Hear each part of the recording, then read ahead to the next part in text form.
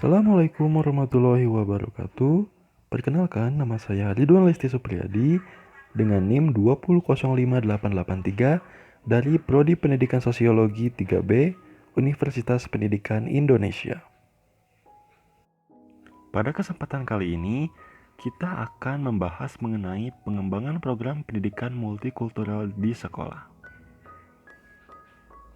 Di era globalisasi ini, segala kebudayaan asing atau budaya yang berasal dari luar begitu mudah masuk dan mempengaruhi gaya hidup masyarakat di negara kita. Hal ini tentunya bisa berdampak positif dan negatif. Untuk dampak positif, kita akan mengetahui budaya-budaya luar dan dapat mengenali asal kebudayaan tersebut dari mana berdasarkan ciri-cirinya.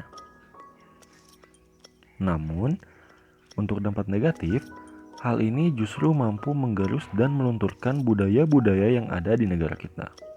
Contohnya, seperti bahasa daerah yang sudah mulai tersisih, lagu-lagu daerah yang mulai tertutup oleh lagu-lagu kekinian, tarian atau kesenian daerah yang sudah jarang terlihat, dan hal lainnya. Perlu pembenahan berupa penanaman kembali pengetahuan tentang ragam kebudayaan yang ada di Indonesia kepada siswa-siswi di sekolah. Hal ini bertujuan agar siswa-siswi dapat mengenali, melestarikan, dan menjaga keutuhan kebudayaan yang ada di negara ini. Seperti kita ketahui, di Indonesia sendiri kebudayaannya sangat banyak. Sudah pasti terdapat banyak sekali perbedaan-perbedaan yang dapat memicu konflik. Maka dari itu, sangat diperlukan sekolah untuk menanamkan pendidikan multikultural. Selain untuk menjaga eksistensi kebudayaan, juga menumbuhkan sikap toleransi terhadap perbedaan adat atau kebudayaan sekitarnya. Oke, kita ke materi yang selanjutnya. Seperti yang telah disebutkan tadi, sekolah diharuskan mampu menjadi alternatif sebagai pelestari kebudayaan lokal. Bagaimana caranya? Yakni bisa melalui mata pelajaran. Contoh, dulu ada mata pelajaran seni budaya dan keterampilan.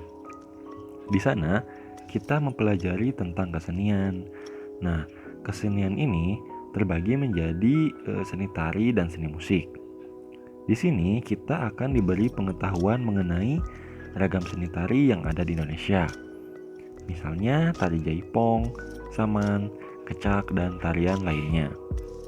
Untuk seni musik, sudah jelas tentang lagu-lagu daerah, nasional, dan juga belajar bagaimana cara memainkan lagu tersebut melalui alat musik. Sedangkan, untuk keterampilan, umumnya menggambar atau membuat kerajinan tangan. Hal ini pun biasanya diperkenalkan kembali lewat kegiatan ekstrakurikuler. Di sini kita akan lebih fokus untuk mempelajarinya, di mana fasilitasnya pun sudah tersedia seperti peralatannya, pelatihnya, dan anggota-anggotanya.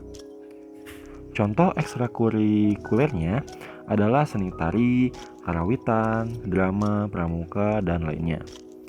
Selain melestarikan, tentu kegiatan ini akan mempererat tali silaturahmi dan mendidik bagaimana menciptakan suasana kebersamaan dan toleransi.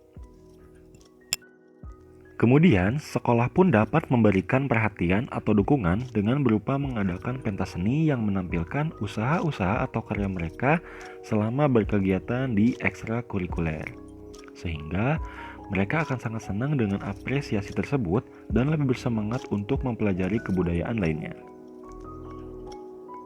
Sekolah pun dapat membuat aturan seperti wajib menggunakan pakaian atau bahasa daerah di hari tertentu.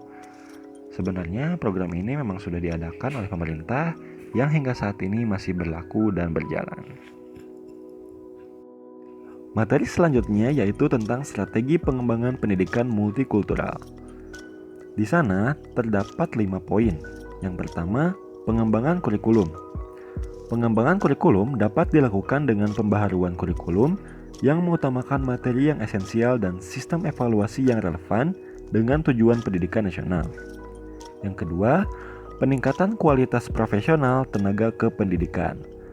Peningkatan dapat dilakukan dengan penyempurnaan sistem pendidikan prajabatan dan dalam jabatan guru, serta pembinaan guru untuk meningkatkan kewibawaan guru dan tenaga kependidikan lainnya. Ketiga, pengembangan sistem pengelolaan pendidikan.